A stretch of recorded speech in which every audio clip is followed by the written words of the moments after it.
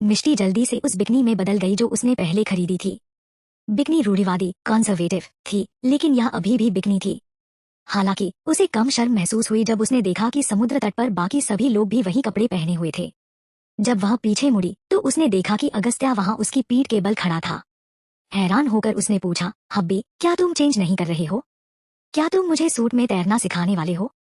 अगस्त्या ने जब मुड़कर देखा तो उसका चेहरा डार्क हो गया और मिष्टी ने जो सेक्सी बिकनी पहन रखी थी उसे देख उसने टोका, क्या तुम इसे पहनोगी? हो, बेशक मैं तैरने के लिए बिकिनी पहनती हूँ।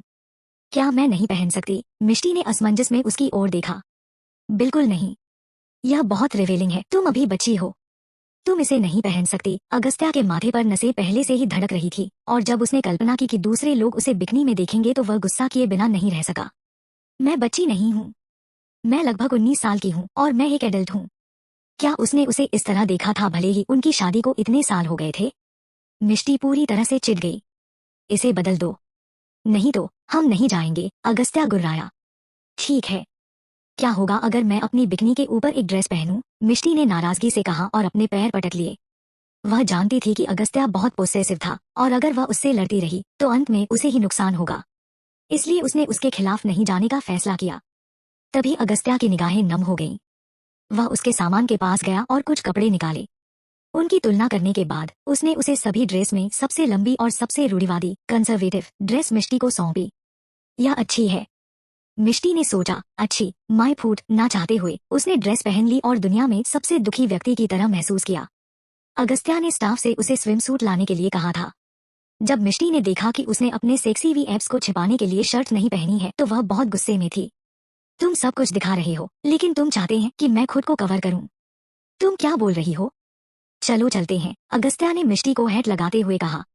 रुको, मैं अपना सनस्क्रीन भूल गई। वे अभी 2 कदम ही चले थे कि मिष्टी ने अपना सिर पीट लिया और वापस अपने सूटकेस की ओर भागी। अगस्त्या अवाक रह गया जब उसने देखा कि उसकी मेमोरी कितनी धुंधली है। उन्होंने दरवाजा खोला तो कृतिका अपनी जगह पर खड़ी थी। जैसे ही अगस्त्या बाहर आया, कृतिका ने अपनी आंखें उस पर टिकी दी। उसकी निगाहें स्नेह और प्यार से भरी थी। अपने दांत पीसते हुए मिष्टी ने आगे बढ़कर कृतिका के व्यू को ब्लॉक कर दिया। एक आधी मुस्कान के साथ उसने कहा, मुझे नहीं लगता कि एक शादीशुदा आदमी को देखना सही है। कृतिका को फिर से होश आया और मिष्टी को देखते ही उसका चेहरा डार्क पड़ गया। हालांकि चूंकि अगस्त्या वहां था, उसने उसे फटकारने की हिम्मत नहीं की। इसके बजाय उसने अपना सिर नीचे किया और बुदबुदाया, आप गलत समझ रही है। मिष्टी ने सरकास्टिक टोन में कहा, मैं आशा करती हूँ कि मैं गलत हूँ। हब्बी, चलो। फिर उसने अगस्त्या के हाथ को खींच लिया। उन दोनों को देखने के बाद अगस्त्या ने हाँ में सर हिलाया। मिस्टर दीवान, क्या आप चाहते हैं कि मैं आपके साथ चलूं? कृतिका ने झट से पूछा। अगस्त्या को आखिरकार एहसास हुआ कि मिष्टी अभी परेशान क्यों थी। यह शायद इसलिए था क्योंकि कृतिका के साथ मिष्टी का नेगेटिव एनकाउंटर हुआ था, इसलिए उसने बेपरवाही से कहा, नहीं, यही रहो। हालांकि कृतिका अभी भी बैठने को तैयार नहीं थी, फिर भी उसने हाँ कहा। इस पर मिष्टी ने अपने होठों को सिकोड़ लिया और फिर अगस्त्या के साथ नीचे चली गई। पहले मिष्टी को लगा कि वह एक होटल में है, लेकिन वह एक विला में थी। विला का इंटीरियर बहुत शानदार था, लेकिन इस विशाल घर में कुछ ही नौकर थे। समुद्र तट पर ज्यादा लोग नहीं थे और मिष्टी ने चारों ओर देखा। शानदार समुद्र तट से विला की एक पूरी लाइन थी, जिसके पिछले दरवाजे सीधे समुद्र तट पर जाते थे। मिष्टी यह नजारा देखकर दंग रह गई और समुद्र की ओर दौड़ी, जिसे वह प्यार करती थी। हब्बी, आओ। मिष्टी ने अपनी सैंडल को लात मारी और रेत पर कदम रखा, फिर अगस्त्या को इशारा किया। उसकी मुस्कान इतनी ब्राइट थी कि किसी को भी एक गर्माहट का एहसास कराती थी, जिसे देख अगस्त्या के चेहरे पर कोल्ड एक्सप्रेशन भी फीके पड़ गए। अगस्त्या उसके पास गया और आकाश उसके लिए 2 रिंग फ्लोट लेकर आया। मिष्टी ने रिंग फ्लोट लेने के बाद ही समुद्र के पास जाने की हिम्मत की। तेज हवा में उसके बाल बेतहाशा उड़ रहे थे और जैसे ही वह करीब आई, एक लहर उसके खिलाफ टकरा गई। यह बहुत बड़ी नहीं लग रही थी, लेकिन यह इतनी मजबूत था कि मिष्टी पलट गई। वह जोर से चिल्ला भी नहीं सकती थी क्योंकि पानी ने उसे डुबो दिया था। अगस्त्या आकाश से बात कर रहा था और जब वह मुड़ा तो उसने यह नजारा देखा। उसके दिल की धड़कन रुक गई और वह तुरंत मिष्टी के पास दौड़ा। डूबना कोई सुखद अनुभूति सेंसेशन नहीं थी। हालांकि लहर कुछ सेकंड बाद पीछे हट गई। मिष्टी घबरा गई। अगस्त्या ने पानी में भीग रही मिष्टी को खड़े होने में मदद की और उसने गुस्से के संकेत के साथ कहा, तुम्हें और सावधान रहना चाहिए था। मुझे नहीं पता था कि लहरें इतनी तेज होंगी, उसने माफी मांगते हुए कहा क्योंकि वह अभी बहुत उतावली हो रही थी। उसके दयनीय चेहरे को देखकर अगस्त्या उसे डांटना सहन नहीं कर सका और बेबस होकर बोला, अरे नहीं, मेरी हेड चली गई है। मिष्टी अपनी हेड को ठीक करने वाली थी, लेकिन उसे एहसास हुआ कि वह जा चुकी थी। अगस्त्या ने भी इसे देखा था। वह विशाल समुद्र को देखने के लिए मुड़ा, लेकिन हेड का कोई निशान नहीं देखा। एक और आह भरते हुए उसने कहा, हम दूसरी खरीद लेंगे। लेकिन मैं टैन नहीं होना चाहती, मिष्टी ने कहा, अपनी हेड गायब होने पर दुखी महसूस कर रही थी। मेरे लिए रुको, मिशन ने उसे पानी से दूर ले जाने के बाद कहा। वह फिर आकाश के पास गया और उससे कुछ कहा। आकाश उसके बाद चला गया। मिष्टी ने उस ड्रेस को खींचा जो उसकी स्किन से चिपकी हुई थी। अगस्त्या को अपनी ओर आते देख उसने पूछा, क्या मैं इसे हटा सकती हूँ? अगस्त्या का चेहरा तुरंत उदास हो गया और उसने उसे खारिज कर दिया, बिल्कुल नहीं। लेकिन यह बहुत अजीब है, मिष्टी ने एक पाउट के साथ कहा, साथ ही हमारे आसपास कोई नहीं है। मैं समझती हूँ कि दूसरे मुझे नहीं देख सकते, लेकिन तुम्हारे बारे में क्या? अगस्त्या ने अपना आपा खो दिया और गुर्राया, तुम किस बारे में बात कर रही हो? यहाँ कोई नहीं है, मिष्टी ने उदास होकर कहा और डर के मारे पीछे हट गई। अगस्त्या ने ऊपर देखा और सच में उनके पास कोई नहीं था। जब उसने देखा कि वह कितनी उदास है, तो उसने एक गहरी सांस ली और कहा, ठीक है, इसे बाद में पहन लेना।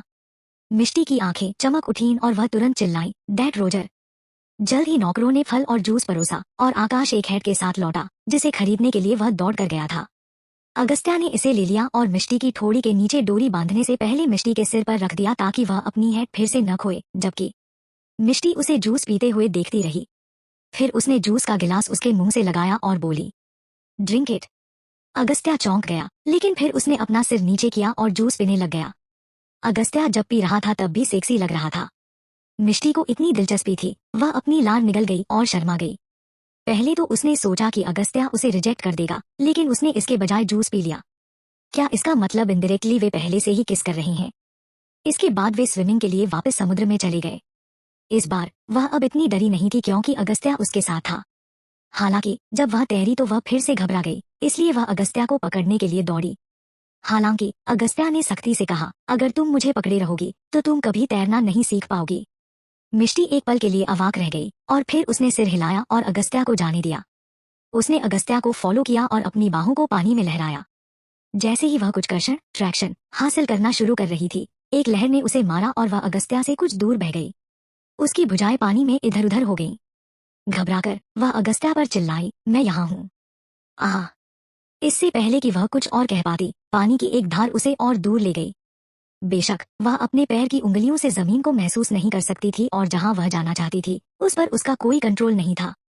मिष्टी इतनी डरी हुई और बेबस थी कि उसके चेहरे से आंसू बहने लगे और वह मदद के लिए चिल्लाई।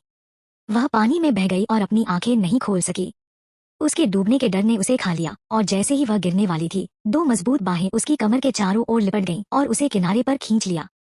मिष्टी के पूरे चेहरे पर झाइयां पड़ गई थी और जैसे ही वह अगस्त्या के करीब पहुंची, वह उससे ऐसे लिपट गई जैसे कि वह उसकी आखिरी उम्मीद हो। वह एक ऑक्टोपस की तरह अगस्त्या से लिपटी थी और वह उसे जाने नहीं देना चाहती थी, चाहे कुछ भी हो। वह इतनी डरी हुई थी कि कांप उठी। अब तुम ठीक हो? अगस्त्या ने नहीं सोचा था कि वह इतनी डर जाएगी, खासकर जब उसके पास लाइफ जैकेट थी। उसे समुद्र में तैरने देने पर पछतावा हुआ और जैसे ही वे किनारे के पास पहुंचे, उसने उसे उठाया और समुद्र तट पर ले गया। मिष्टी, अब वे पहले से ही जमीन पर थे, लेकिन मिष्टी अभी भी उसे जाने देने के लिए तैयार नहीं थी। फिर अगस्त्या ने उसे शांत करने के लिए उसकी पीठ को थपथपाया और पास की लाउंज कुर्सी पर ले जाकर उसे नीचे बिठाया। बेप्सी से उसने कहा, अब सब ठीक है, हम सूखी जमीन पर हैं। तुम एक बेवकूफ हो। मिष्टी ने उसके सीने पर 2 बार जोर से मुक्के मारे, कभी कभी हांफते हुए वह सिसक रही थी। हाँ, मैं एक बेवकूफ हूँ। मैं नहीं चाहती कि तुम मुझे अब और सिखाओ। ठीक है, मैं नहीं सिखाऊंगा। फिर उसने मिष्टी के लाइफ जैकेट को उसके शरीर पर सरका दिया और एक नौकर द्वारा दिए गए तौलिए से उसका चेहरा पोंछ दिया। मिष्टी ने उसे घूर कर देखा। मैं अब और तैरना नहीं सीखना चाहती। अगस्त्या की बाहें मिष्टी के चारों ओर कस गईं और वह अपनी सांस के नीचे सहम गया। ठीक है, हम अब और नहीं सीख रही हैं। मिष्टी ने अपनी बाहों को अगस्त्या की गर्दन के चारों ओर लपेट लिया और अपने सिर को उसकी छाती से टिका लिया। अभी भी हाँफ रही थी और फुफकार रही थी। समुद्र में उसके साथ जो हुआ था, उससे वह सदमे में थी। अगस्त्या सही था, उसे उससे समुद्र में तैरना सिखाने के लिए नहीं कहना चाहिए था। यह मुसीबत वह खुद अपने लिए लेकर आई थी। पहले तो अगस्त्या को नहीं लगा कि कुछ भी गलत है, लेकिन जब वह अपने होश में आया तो उसने महसूस किया कि मिष्टी बिकनी में आकर्षक लग रही थी और उसने उसे गले लगाया था। अगस्त्या का हाथ, जो उसकी कमर पर था, सख्त हो गया और इसने उसकी इच्छा को दबा दिया। मिष्टी, चलो चलते हैं, अगस्त्या ने सख्ती से कहा। मुझे तुम्हें कुछ देर और पकड़ने दो, मिष्टी ने चुलबुलेपन से कहा, क्योंकि उसे अपनी बाहों में रहना इतना पसंद था कि उसने उसके बजाय उसे कसकर गले लगा लिया। अगस्त्या जम गया, फिर अपना गला साफ किया और कहा, चलो खाना खाते हैं, तुमने लंच नहीं किया है ना। मिष्टी ने महसूस किया कि जब उसने खाने का जिक्र किया तो वह काफी भूखी थी, इसलिए उसने अपनी पकड़ ढीली की और सिर हिलाया। चलो फिर खाते हैं। अगस्त्या ने चुपके से राहत की सांस ली और उसे छोड़ दिया। जो नौकरानी उनके पास इंतजार कर रही थी उसने जल्दी से मिष्टी को कुछ नए कपड़े सौंपे। फिर दोनों विला लौट आए। चैप्टर 107। एक डिलीशियस मील लंबे समय से तैयार किया गया था और सभी डिश मिष्टी के पसंदीदा थे। डिलीशियस मील को देखकर उसकी आंखें चमक उठीं और उसने तुरंत टेबल पर दौड़ने के लिए अगस्त्या का हाथ छोड़ दिया। अगस्त्या को नहीं पता था कि हंसना है या रोना है जब मिष्टी ने उसे बिना किसी हिचकिचाहट के जाने दिया, जब एक पल पहले वह उससे अलग होना भी सहन नहीं कर सकती थी। इनक्रेडिबल लंच के कारण मिष्टी दोपहर में हुई घटनाओं के बारे में जल्दी ही भूल गई। इस बीच कृतिका ने मिष्टी को गुस्से से देखा। उसने शायद अगस्त्या और मिष्टी को पहले समुद्र तट पर एक दूसरे को गले लगाते देखा होगा, इसलिए वह घबरा गई थी। हालांकि उसने कुछ कहने की हिम्मत नहीं की क्योंकि अगस्त्या यहाँ था। शैडो ने उसकी टकटकी पर ध्यान दिया था, इसलिए उसने भौहें चढ़ाई और उसे याद दिलाया, कृतिका, वह कोई ऐसा व्यक्ति नहीं है जिससे तुम प्यार कर सको। किस आधार पर? उस रद्दी को इजाजत थी उसे प्यार करने की, तो मुझे इजाजत क्यों नहीं थी?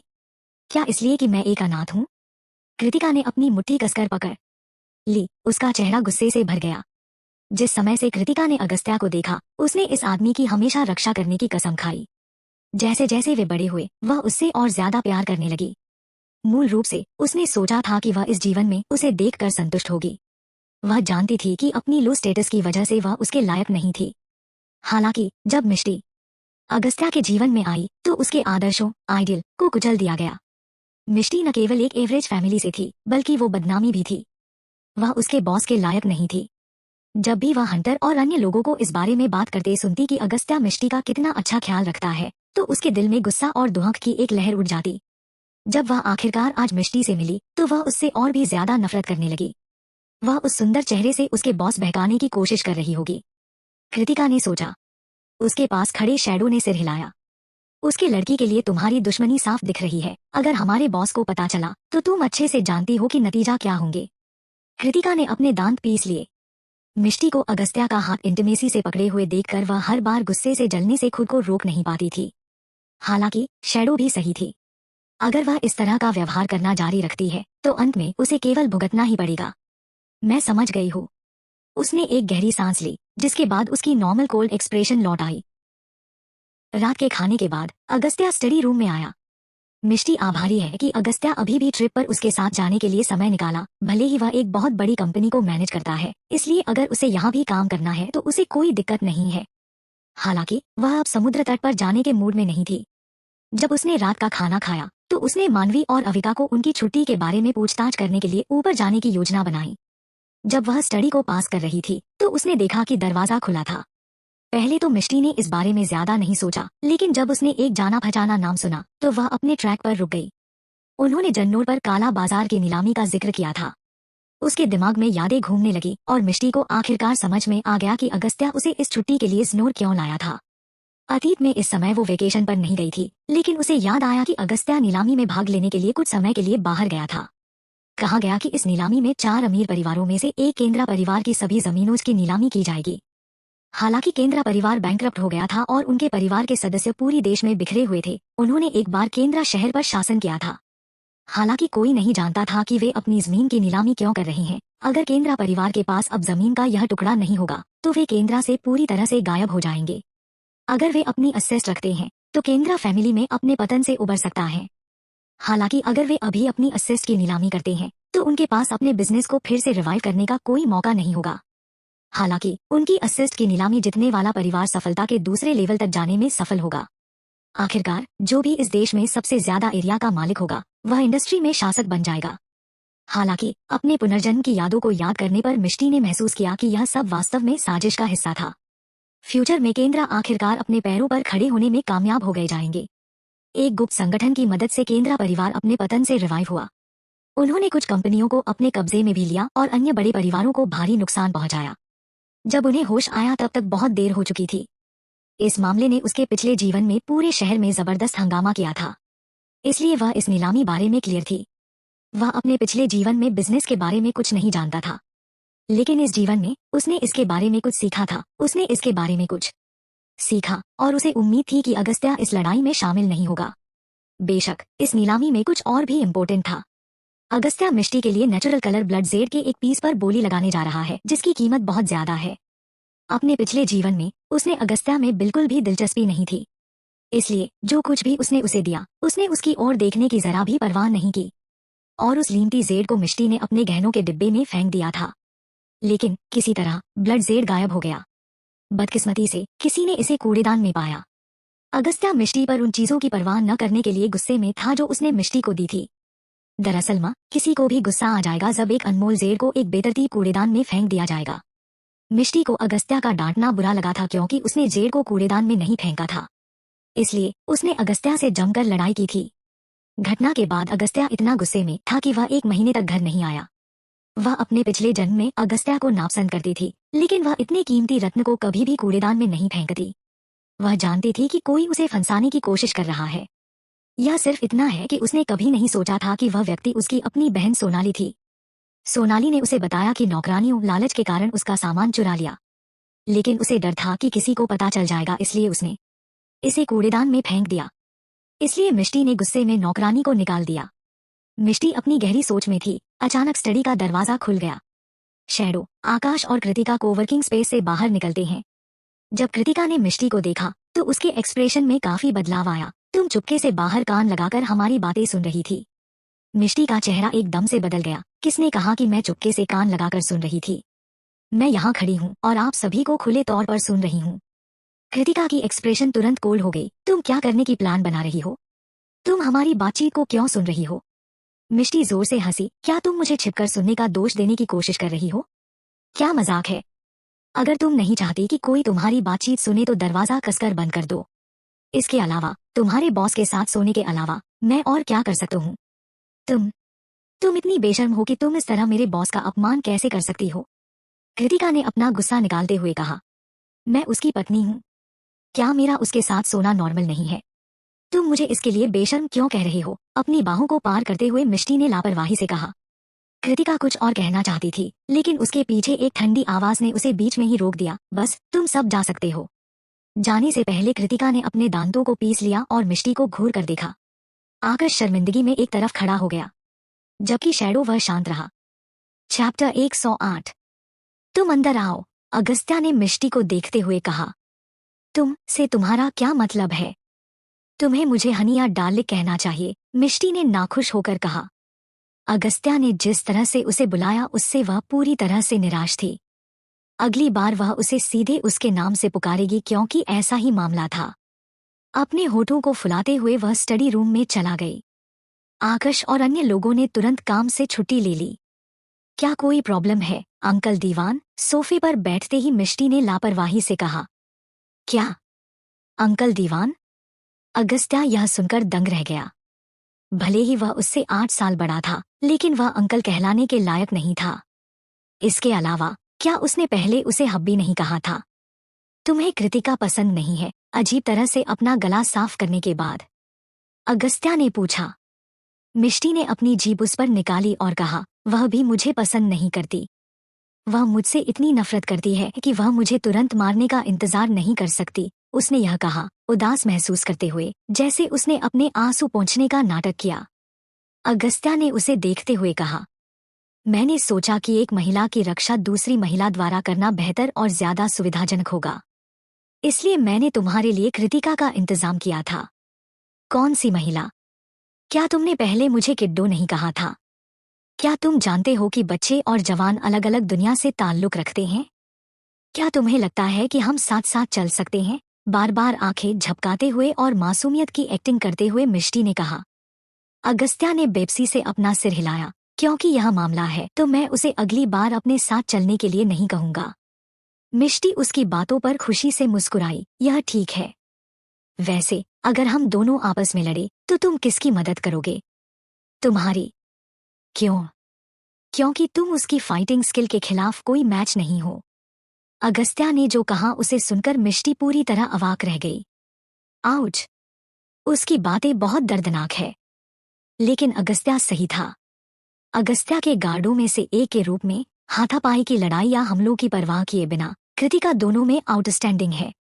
आखिरकार उसने बचपन से ही ट्रेनिंग ली है। अगर अगस्त्या नहीं होता तो वह बिना किसी हिचकिचाहट के तुरंत मिष्टी को मार देती। वह एक भयावह शख्सियत थी। मिष्टी थोड़ा कांप गई। तो बेहतर होगा कि तुम उसे मुझसे दूरी बनाए रखने के लिए कहो। क्यों? क्या तुम कम उम्र में विडोअर बनना चाहते हैं? मिष्टी ने घबराहट में कहा। अगस्त्या का चेहरा तुरंत डार्क पड़ गया। तुम्हारे अकादमिक में इतने खराब ग्रेड हैं, फिर भी तुम बकवास करने में बहुत अच्छी हो। हम्फ, इसका अकादमिक से क्या लेना देना है? मैं तुम पर मौखिक हमले का मुकदमा करूंगी, मिष्टी ने गुस्से में कहा। क्या मैं सच नहीं कह रहा हूं? अगस्त्या ने सूंघा। मिष्टी अब और भी गुस्से में थी। बस तुम रुको और देखो। मैं चाहती हूँ कि जब मैं टॉप स्टूडेंट बन जाऊं तो तुम घुटने टेको और मुझे योर हाइनेस बुलाओ। अगस्त्या जोर से हंसा। क्या तुम सच में चाहते हो कि मैं यह करूं? क्यों? क्या अब तुम्हें डर लग रहा है? मिष्टी ने अपनी ठुड्डी को गर्व से ऊपर उठाते हुए गर्व से कहा। नहीं, मैं बिल्कुल भी डरा हुआ नहीं हूं। यह सिर्फ इतना है कि मुझे तुम्हारे द्वारा सुझाई गई शर्त पसंद नहीं है। क्या हम इसे बदल सकते हैं? अगस्त्या ने एक बुरी मुस्कान के साथ कहा और वह वापस बैठ गया और अपने पैरों को पार कर लिया। क्या? मिष्टी ने शक में कहा। क्या होगा अगर मैं योर हाइनेस की जगह तुम्हें बेबी बुलाऊं? आदमी ने धीमी आवाज में कहा। मिष्टी एक पल के लिए दंग रह गई। वह तुरंत शर्मा गई। क्या तुम मुझे अभी नहीं बुला सकते? लेकिन मैं अपनी पत्नी के रूप में कचरा नहीं चाहता, अगस्त्या ने अपनी ठुड्डी पर हाथ रखते हुए कहा। वह थोड़ा सरकास्टिक लग रहा था। क्या वह अब उससे नफरत करता है? मिष्टी को इतना गुस्सा आया कि उसका चेहरा लाल हो गया।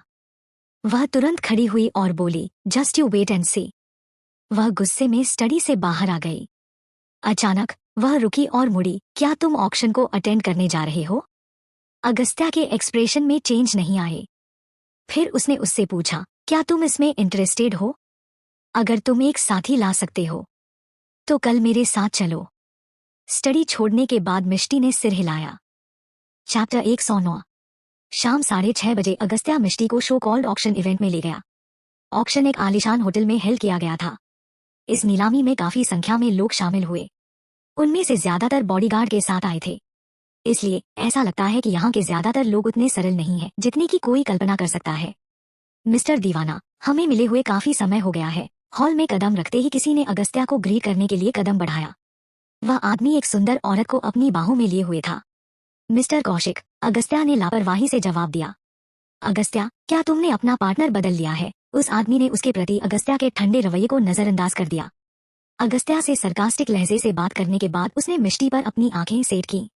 जैसे ही उसने मिष्टी को देखा, उसकी आंखें हल्के हैरानी से टिमटिमा उठी। पार्टनर बदल गया? मिष्टी की मुस्कान धीरे धीरे टाइट हो गई। यह मेरी पत्नी मिष्टी सिन्हा है, अगस्त्या ने धीरे से कहा। क्या? यह सुनकर वह आदमी बहुत चौंक गया। मैंने एक अफवाह सुनी कि तुम्हारी शादी डॉट हो गई है। मुझे इसके सच होने की उम्मीद नहीं थी। इतना कहकर उस आदमी ने मिष्टी की तरफ एक मुस्कान के साथ देखा और उसे ग्रीट किया। आपसे मिलकर अच्छा लगा मिसेस दीवान। तुम्हारी पत्नी अभी बहुत छोटी है, अगस्त्या, और काफी सुंदर भी। मुझे शादी के बारे में पता क्यों नहीं चला? मुझे अब भी उम्मीद है कि मैं अपने जीवन में तुम्हारी वेडिंग सेरेमनी में शामिल हो सकता हूँ। उस आदमी ने मजाक किया। हमने अभी अपनी शादी को रजिस्टर किया है। तुम्हारे पास अभी भी वेडिंग सेरेमनी में शामिल होने का एक मौका है, अगस्त्या ने कहा। मैं समझ गया। तो मैं तुम्हारे इनविटेशन का इंतजार करूंगा। उस आदमी ने मिष्टी को एक बार और देखा। उसके बाद वह अपने चेहरे पर एक मुस्कान के साथ चला गया। मिष्टी ने हैरानी से उसकी आंखें देखी, लेकिन उसने अंत में उसे ग्रीट करने के लिए अपना सिर थोड़ा हिलाया। यह नीलामी एक फॉर्मल इवेंट है। मिष्टी ने अपने लुक को और ज्यादा मैच्योर बनाने के लिए हाई हील्स पहन रखी है। उनके द्वारा छोटी सी बात करने के बाद अगस्त्या उसे अपनी सीटों पर ले गया। हालांकि यहाँ बहुत सारे लोग थे, लेकिन उनकी सीटें भीड़ से काफी दूर थी, इसलिए इतना शोरगुल नहीं था। वेटर उनकी टेबल पर ड्रिंक, फ्रूट्स और नमकीन परोसना शुरू कर देता है। जब मिष्टी अपने स्नैक्स को एंजॉय कर रही थी तभी उसने अगस्त्या से पूछा, ना अभी अभी वह आदमी कौन था? वह तुम्हारे बहुत करीब लग रहे थे। सिर्फ एक बिजनेस पार्टनर, अगस्त्या ने लापरवाही से कहा। अगस्त्या ने जो कहा उसे सुनने के बाद मिष्टी ने आगे कुछ नहीं पूछा। जैसे ही उसने लोगों को हॉल में एंटर करते हुए देखा, उसने ध्यान नहीं दिया कि एक ही समय में एक जोड़ी आंखें उसे देख रही थी। वो आंखें नताशा की थी। उसने ने कभी नहीं सोचा होगा कि वह यहाँ इस इवेंट में मिष्टी से मिलेगी। दीक्षित परिवार का बेटा जगदीश दीक्षित इस वक्त अगस्त्या से बहुत डर हुआ है। उसके डर से वो विदेश भाग गया है। करण की जन्मदिन की पार्टी में मिष्टी ने उसके साथ जो किया उसका बदला लेना चाहती है। इस वजह से वह अपना गुस्सा निकालने के लिए जगदीश से शिकायत करने गई। हालांकि उसने नहीं सोचा था कि जगदीश इतना बेवकूफ होगा कि मिष्टी को अपहरण कर लेगा। उसने यह कांड करके अगस्त्या को नाराज कर दिया था। नताशा को डर था कि किसी तरह अगस्त्या को पता चल जाएगा कि वह इस मामले में शामिल है, इसलिए उन्होंने दीवान मनोर को छोड़ दिया और अपनी मां के साथ रहने चली आई। हाल ही में उस नीलामी में नताशा की मां को कुछ ऐसा चाहिए था, इसलिए उसने अपनी मां को उसे साथ ले जाने के लिए तंग किया। हालांकि उसने यहाँ भी मिष्टी और अगस्त्या से मिलने की उम्मीद नहीं की थी। मां को एक तरफ खींचते ही उसका चेहरा काला पड़ गया। उसने अपनी मां से कहा, मम्मी, क्या आपको वह लड़की याद है जिससे अगस्त्या ने शादी की थी? सलीके से कपड़े पहने महिला ने मुड़कर उसे असमंजस में देखा। हाँ, मुझे याद है। क्या हुआ डार्लिंग? उसे देखो, वह यहाँ भी है। नताशा ने उन दोनों की ओर इशारा करते हुए कहा, जो उस जगह से कुछ ही दूरी पर टेबल पर बैठे थे जहाँ वे खड़े थे। महिला ने तुरंत उस दिशा में देखा। वह अपने भतीजे को पीछे से पहचान सकती थी। उसने अचानक बहुत खुशी हुई और कहा, मैंने कभी नहीं सोचा था कि अगस्त्या भी यहाँ होगा। चलो अब चलते हैं और उनसे मिलते हैं। नताशा ने सिर हिलाया। फिर वे दोनों उनकी टेबल की ओर चल दिए। मिष्टी खुद को बिजी रखने के लिए अपना सेल फोन स्वाइप कर रही थी। अचानक उसने किसी को अगस्त्या को पीछे से पुकारते हुए सुना, तो वह यह देखने के लिए घूम गई कि यह कौन है। बुआ, आप भी यहाँ है, अगस्त्या ने पोलाइटली कहा और खड़ा हो गया। महिला का नाम किरण दीवान था। वह अगस्त्या के दादा दादी की सबसे छोटी बेटी थी। अगस्त्या की मां के गुजर जाने के बाद उसने उसके लिए बहुत चिंता दिखाई, इसलिए इनके रिश्ते काफी अच्छे हैं। अगस्त्या, वह चिल्लाई। अपनी मां के साथ खड़े होकर नताशा अब अतीत में जो हुआ उससे डर नहीं रही थी, इसलिए उसने अगस्त्या को खुशी खुशी ग्रीट किया। अगस्त्या ने बस उस पर नजर डाली और लापरवाही से सिर हिलाया। अगस्त्या द्वारा महिला को भुआ कहते सुन मिष्टी भी पोलाइटली खड़ी हो गई। अपने पिछले जीवन में उसे शायद ही कभी किरण से मिलने का मौका मिला हो। उसने सुना कि जब से किरण का तलाक हुआ है तब से उसने अपना ज्यादातर समय दुनिया घूमने में बिताया है। वे किरण के जन्मदिन की पार्टी में भी शामिल नहीं हुई थी। मिष्टी को पहली बार याद आया जब उसने उसे पहली बार डाफी के 80वें जन्मदिन में देखा था। मिष्टी को इस महिला के बारे में कुछ खास याद नहीं था। हालांकि वह अपनी उम्र से जवान दिखती थी। वह उम्रदराज लग रही थी। यह महिला लगभग 40 वर्ष की थी, लेकिन उसका रंग गोरा और उज्जवल था। किरण मुड़ी और मिष्टी को देखा।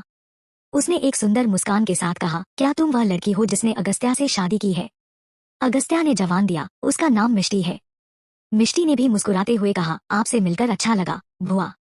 मिष्टी, मैं अगस्त्या की बुआ हूँ।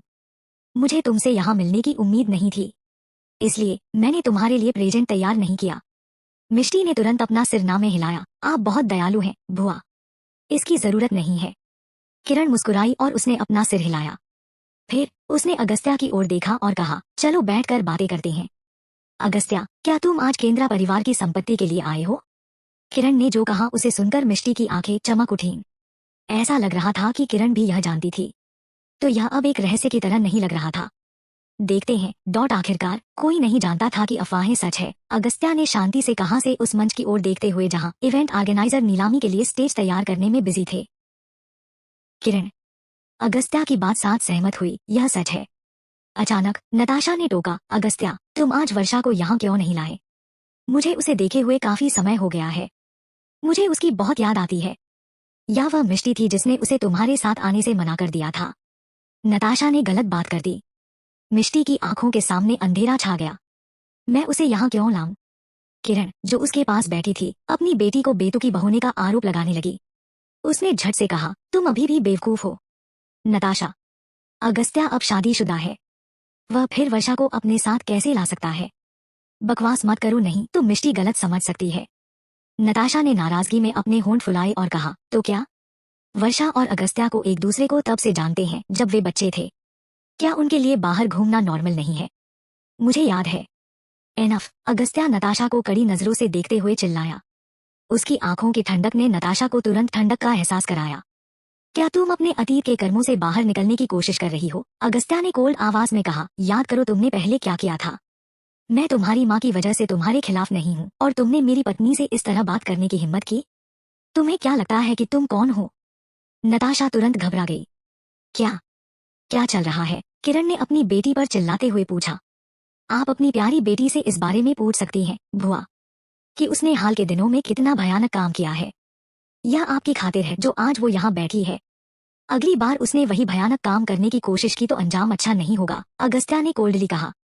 उसकी बातें सुनकर नताशा का शरीर कांपने लगा। मिष्टी ने अगस्त्या को उलझन में देखा। अगस्त्या को इस तरह नाराज करने के लिए नताशा ने क्या किया? अगस्त्या की बातें सुनकर किरण को तुरंत पता चल गया कि उसकी बेटी ने कुछ भयानक किया है। वह अपनी बेटी को डांटना चाहती थी, लेकिन वह अच्छी तरह जानती थी कि यह समय नहीं था। जब हम घर पहुंचेंगे तो तुम मुझसे सब सही बता देना। अगर मुझे पता चला कि तुमने कुछ ऐसा किया है जो तुम्हें नहीं करना चाहिए था तो मैं तुम्हारी खाल उड़ेल दूंगी, किरण ने अपनी बेटी को भयानक नजरों से घूर कर कहा। नताशा कांपते हुए पीछे हट गई और इस बार पूरी तरह से चुप रही। आपको अपनी बेटी को एडुकेट करने में ज्यादा समय देना चाहिए। अगर तीसरी बार उसने मिष्टी को डिसरिस्पेक्ट किया तो मैं उसे आसानी से जाने नहीं दूंगा, अगस्त्या ने ठंडेपन से कहा। किरण ने शर्मिंदगी में हाँ में सर हिलाया, साथ ही वो हैरान थी कि अगस्त्या को मिष्टी की इतनी परवाह है जिन्हें मिले हुए 2 महीने ही हुए हैं। किरण शांत हो गई, यह अच्छी तरह से जानते हुए कि अगस्त्या उससे मजाक नहीं कर रहा था। उसने तुरंत माफी मांगते हुए सिर हिलाया और मिष्टी की ओर मुड़ी। यह नताशा की गलती है, मैं अगली बार उसे बेहतर तरीके से एडुकेट करूंगी। हम परिवार हैं, प्लीज इस बार उसकी रुडनेस के लिए उसे माफ कर दो और यह आखिरी बार है जब वह तुम्हारे साथ रूड हुई है। आगे ऐसा नहीं होगा। मैं उसकी तरफ से तुमसे माफी मांगती हूँ। बेशक जब किरण ने माफी मांगने की बहुत कोशिश की तो मिष्टी इससे आगे नहीं बढ़ सकी। जब तक नताशा मुझे उकसाती नहीं है तब तक मुझे भी उससे कोई प्रॉब्लम नहीं होगी। आपने कुछ गलत नहीं किया है बुआ, प्लीज माफी मत मांगिए। किरण ने सिर हिलाया और अपनी बेटी को घूरकर मिष्टी से माफी मांगने के लिए कहा। नताशा को ना चाहते हुए भी मिष्टी से माफी मांगनी पड़ी। आई एम सॉरी मिष्टी। जल्द ही सभी मेहमान आ गए थे। सभी टेबल पर बैठ गए और नीलामी तुरंत शुरू हो जाएगी। हर एक टेबल पर बिडिंग कार्ड है। बोली लगाने वाला अपनी बोली की कीमत की अनाउंस करने के लिए अपने बोली लगाने वाले का कार्ड अपने पास रखेगा ताकि नीलामकर्ता यह पहचान सके कि बोली किसने लगाई है। मंच पर नीलामकर्ता ने बोली के लिए कुछ आइटम रखे, लेकिन मिष्टी ने भी बिल्कुल दिलचस्पी नहीं दिखाई। ब्लड जेड के आते ही इसने उनका ध्यान खींचा। अगस्त्या पहले से ही उसके रिएक्शन देख रहा था। जब उसने ब्लड जेड को देखते ही मिष्टी की आंखों में चमक देखी तो उसने उससे धीमे टोन में पूछा, क्या वो तुम्हें पसंद आया? मिष्टी मुड़ी और जोर से सिर हिलाते हुए उसकी ओर देखा। यह पहला गिफ्ट था जो उसने उसे पिछले जन्म में दिया था। वह इसे कैसे पसंद नहीं कर सकती है? नताशा ने जब वह नजारा देखा तो उसकी भी आंखें चमक उठीं। फिर उसने अगस्त्या से बिगड़ैल बच्चे की तरह बर्ताव करते हुए कहा, अगस्त्या, ब्लड जेड बहुत सुंदर है, तुम मेरे लिए इसकी बोली क्यों नहीं लगाते? अगस्त्या को उसकी बेशर्मी से घिन होने लगी थी। वो अभी भी ऐसा व्यवहार कर रही थी जैसे उसने कुछ किया ही नहीं। अगस्त्या ने उससे ठंडे लहजे में कहा, दूसरा सामान ले लो, मुझे यह मिष्टी के लिए लेना है। लेकिन अगस्त्या ने उसे फिर ठंडी नजरों से देखा। उसकी आंखों को देखकर नताशा डर गई और आगे कुछ नहीं बोली। वो मिष्टी पर आंखों से खंजर घोंपने के अलावा कुछ नहीं कर सकती है। चैप्टर 110। जल्द ही जेड की नीलामी में 5 करोड़ से ज्यादा हो गई थी और बोलियां लग रही थी। कहा जाता है कि यह जेड ट्रेजेडी और परेशानी को रोक सकता है। अगर आप इसे लंबे समय तक पहनते हैं तो पहनने वाले को नुकसान से बचा सकता है, रोग को दूर करने में मदद कर सकता है। केवल नेचुरल जेड में ही जैसे अमेजिंग गुण होते हैं, इसलिए एक असली पीस की कीमत करोड़ों में होती है और नेचुरल जेड मुश्किल से मिलता है क्योंकि कई आर्टिफिशियल जेड बाजार में है, इसलिए इन्हें ढूंढना और मुश्किल हो जाता है। मिष्टी ने सेकंड में जेड की कीमत आसमान छूते हुए सुनी। वह नहीं जानती थी कि अगस्त्या ने पिछले जन्म में इस जेड पर कितना पैसा खर्च किया था। उसने कभी नहीं सोचा था कि यह इतना महंगा होगा। जल्द ही कीमत 7 करोड़ तक बढ़ गई और बोली अंत में बंद हो गई। 8 करोड़ों, कोई अपना कार्ड उठाता है? मिष्टी ने उसकी ओर देखा। यह वही मिस्टर कौशिक थे जिनके साथ अगस्त्या ने कुछ देर पहले बातचीत की। 9 करोड़, 10 करोड़ों, 11 करोड़ों, तीनों स्ट्रगलर्स ने हर संभव प्रयास किया और बड़ी मुश्किल से अपने जेड से चिपके रहे। 1-2 करोड़, हॉल में बैठे सभी लोग हाँफ रहे थे।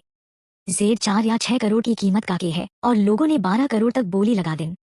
लेकिन भले ही इसकी 12 करोड़ कीमत हो गई थी, फिर भी ऐसे लोग थे जो इस पर अपना हाथ रखना चाहते थे, चाहे कोई भी कीमत क्यों न हो। अगस्त्या अंत में सीधे अपनी कुर्सी पर बैठ गया और मिष्टी को देखा जो एक्साइटेड दिख रही थी। वह बोलने से पहले थोड़ा मुस्कुराया। 15 करोड़ों? कौन? किसने कहा? क्या वह पागल है? हे भगवान, 15 करोड़ इतनी छोटी जेड के लिए? क्यों? शायद वह यहाँ से नहीं है।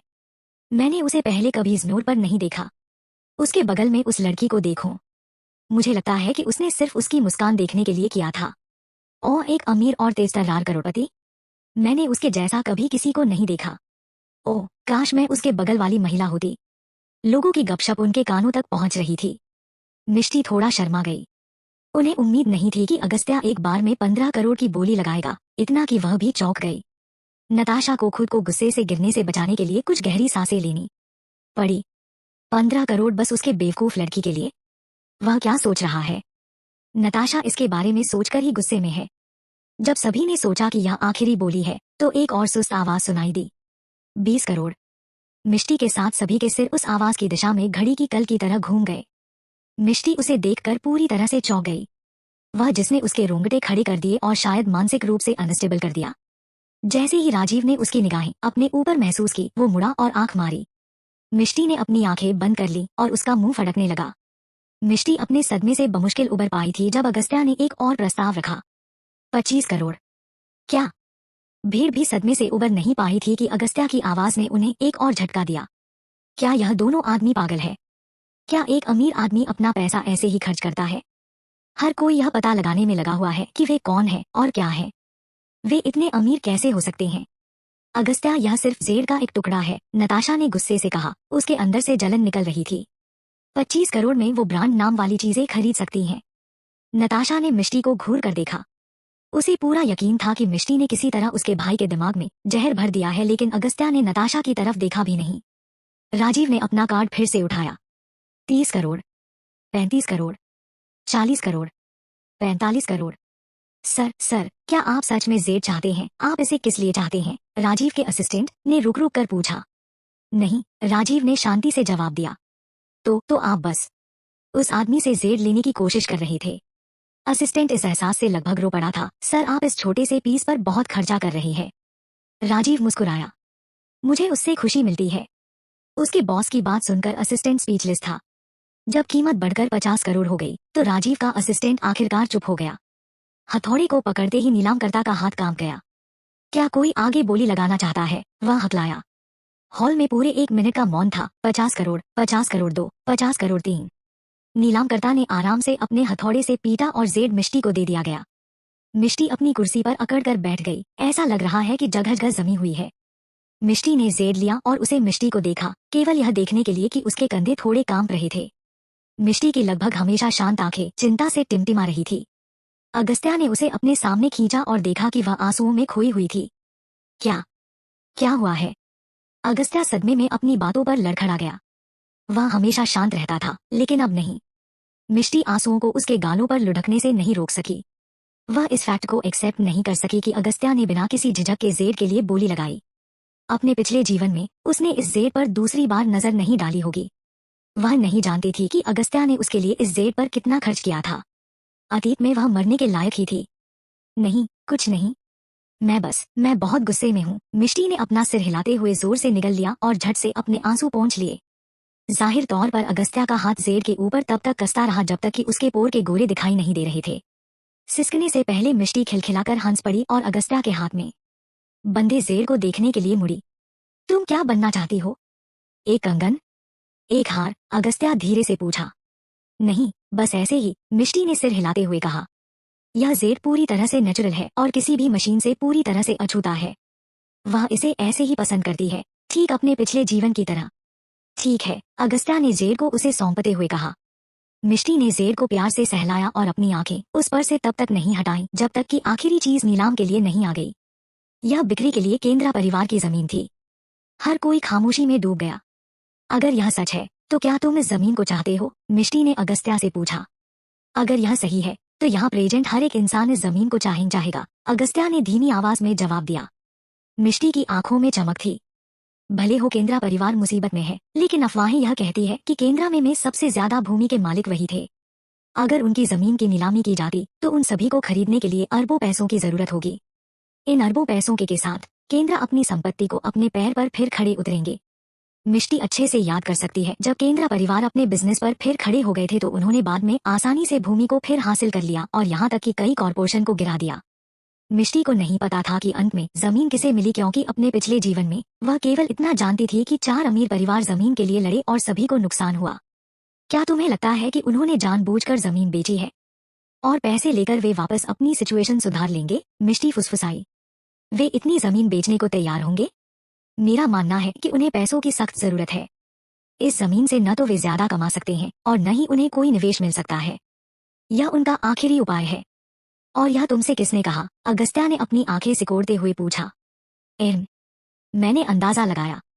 अगस्त्या ने सोच समझकर सिर हिलाया और धीरे से उसके सिर के पिछले हिस्से को सहलाया। तुम बहुत आगे की सोचती हो, है ना? केंद्रा की भूमि के बारे में सभी ने समाचार सुना। लोग मांस के इस टुकड़े को छोटी कीमत पर कैसे हासिल करें, इस पर फोकस कर रहे हैं। वे उनके साथ शामिल होकर किरण इंटरफेयर करने से खुद को रोक नहीं सकी। तुम अभी भी यंग हो मिष्टी। तुम यह नहीं समझ सकती कि यह भूमि हमारे लिए क्या मायने रखती है। अगर दूसरे बड़े परिवारों को इस भूमि पर हाथ रख दिया तो वे हमारे परिवार के लिए खतरा बन जाएंगे। मिष्टी गलत नहीं है, अगस्त्या ने ठंडेपन से जवाब दिया। किरण ने अपने होठों को सिकोड़ा और जल्दी से चुप हो गई। सभी की आंखों के सामने कीमत 6 बिलियन तक पहुंच गई। क्या हम अभी भी बोली नहीं लगाने जा रहे हैं, सर? राजीव के असिस्टेंट ने कहा, क्योंकि वो अब ज्यादा देर चुप नहीं रह सकता। राजीव मिष्टी और अगस्त्या को घूर रहा था। जल्दी क्या है? महान अगस्त्या दीवाना ने तो कुछ भी नहीं कहा। असिस्टेंट बहुत ज्यादा कंफ्यूज था। राजीव को कुछ भी करने के लिए अगस्त्या दीवाना का इंतजार क्यों करना पड़ रहा है?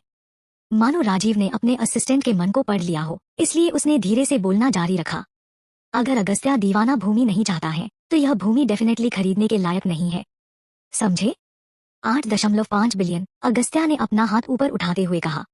मिष्टी का जबड़ा झटके से गिर गया और वह उसे डरावनी नजरों से देखती रही। क्या अगस्त्या पागल है? सर, असिस्टेंट तुरंत फुसफुसाया और राजीव के ऑर्डर का इंतजार कर रहा था। राजीव ने अपनी आईब्रो तनी और अगस्त्या कब घूर कर देखा। इस जमीन की नीलामी 8.5 बिलियन पहुंच गई है। कोई जवाबी बोली न देखकर नीलामकर्ता ने एक बार अपना गैवेल पीट लिया। 8.5 बिलियन 1, 8.5 बिलियन 2, 8.5 बिलियन 9 बिलियन। नीलामकर्ता के बोलने से ठीक पहले एक आदमी चिल्लाया।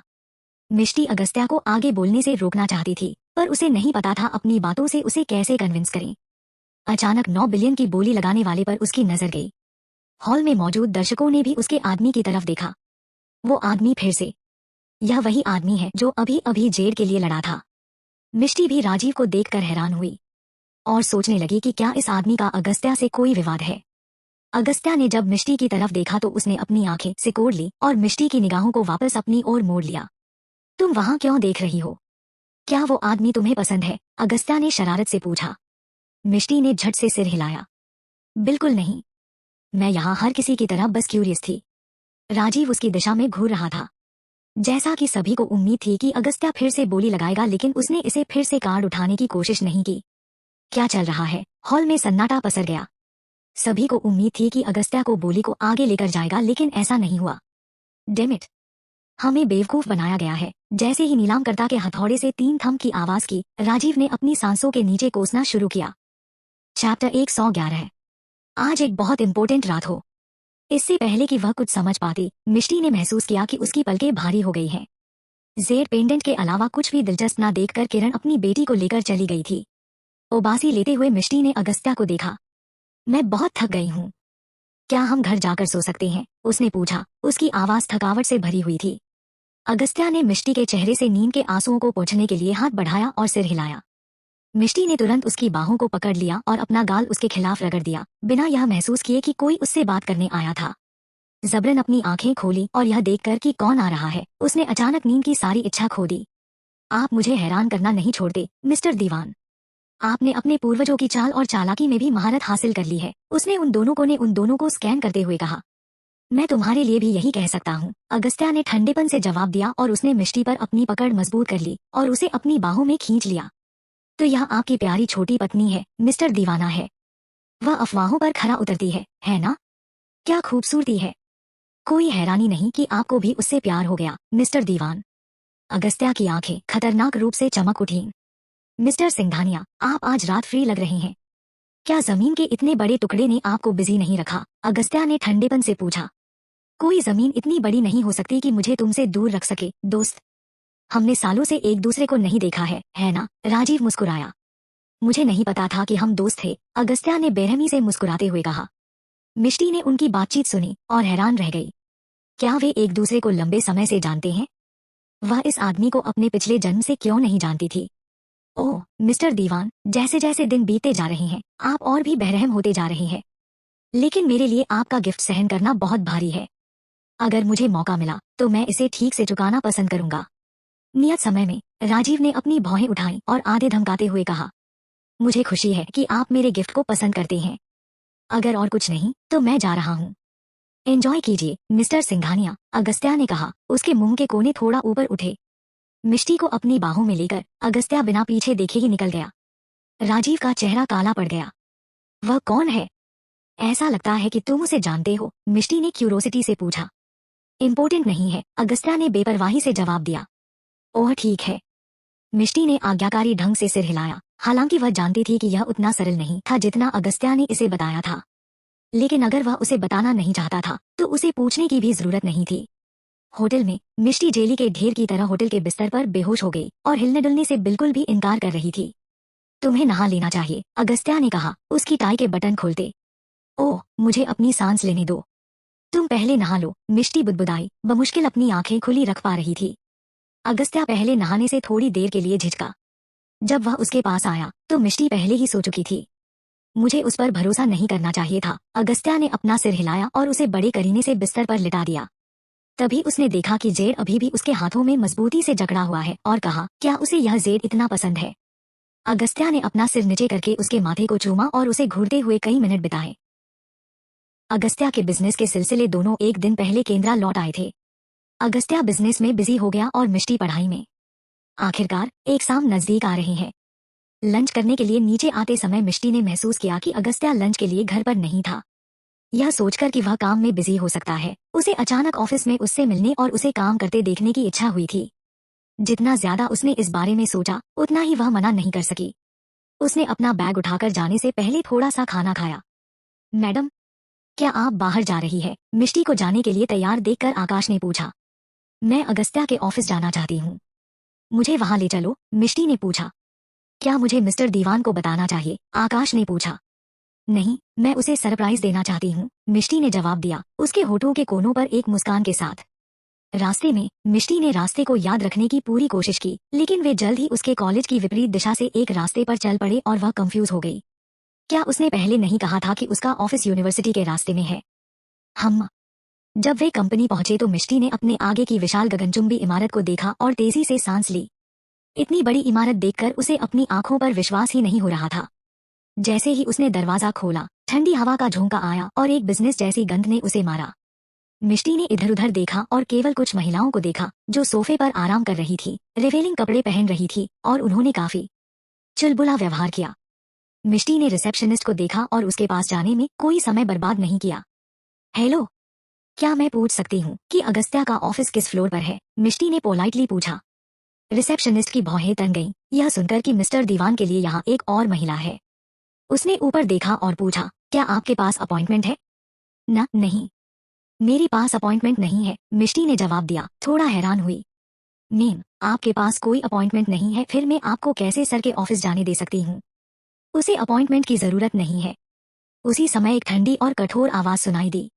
रिसेप्शन में बैठे सभी लोगों ने महसूस किया कि उनके आसपास का तापमान कुछ डिग्री गिर गया। बाहर गर्मी थी लेकिन उन्हें लगा कि उनकी बाहों के रोंगटे खड़े हो गए हैं। मिष्टी अगस्त्या के पास आई और अपनी बाहों को उसकी गर्दन के चारों ओर लपेट दिया और उसके गाल पर एक बड़ी किस दी। रिसेप्शन में सभी लोगों के दंग चेहरे को देखकर वह हल्के से खिलखिला उठी। सभी के जबड़े नीचे गिरे हुए थे। वे मन ही मन सोचने लगे और औरतें तो मिष्टी को कोसने लगी। यह औरत पागल है। हर कोई जानता है मिस्टर दीवान को औरतों से दूर रहते हैं। आखिरी औरत जिसने उन्हें छूने की कोशिश की टूटी हुई बाह के साथ गई थी। कुछ महीने पहले जो उनकी बाहों में गिर गई तो उसे जोर से उड़ते हुए भेजा गया और उसकी 3 पसलियां टूट गईं। वो अभी भी अस्पताल में बेहोश पड़ी है। और इसने तो मिस्टर दीवाना की गाल पर किस की। उनकी फटी आंखों के ठीक सामने उनके कोल्ड और बेरहम मिस्टर दीवान अब इतने कोल्ड और बेरहम नहीं थे। उसने लड़की को प्यार के साथ देखा जो उसकी आंखों में साफ छलक रहा था। तुम यहाँ क्यों हो? अगस्त्या ने धीरे से पूछा। उसे अभी खबर मिली थी कि मिष्टी कंपनी आई है। वह पहले रिसेप्शनिस्ट को मिष्टी को पर्सनली भेजने के लिए बोलने वाला था, लेकिन इसके बजाय उसने खुद जाने का फैसला किया। ओम, मैं बस तुम्हें देखना चाहती थी, मिष्टी ने कहा, अचानक थोड़ा शर्मा गई।